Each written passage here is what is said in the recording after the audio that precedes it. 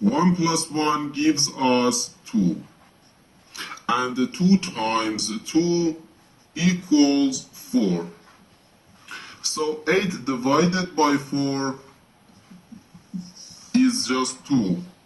But this answer is not correct. Because according to the order of operations, first we have to do parentheses, then exponents, then multiplication or division, and finally addition or subtraction.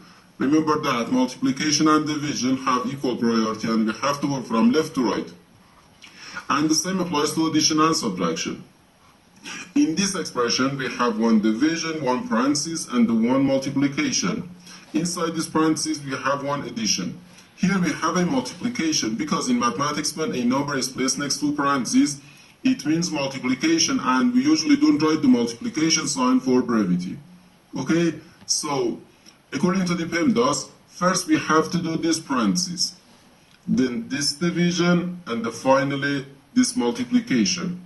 If we do this multiplication before this division, it is wrong.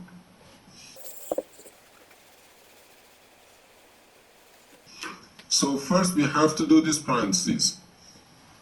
Inside this parenthesis we have 1 plus 1, which equals 2. So we have 8 divided by 2, then times 2. Okay? Now we have one division and one multiplication. As I said, multiplication and division have equal priority and we have to work from left to right. So here, first we have to do this division. 8 divided by 2 is just 4. So 4 times 2, which equals 8. And this is our final answer to this problem. The correct answer is 8.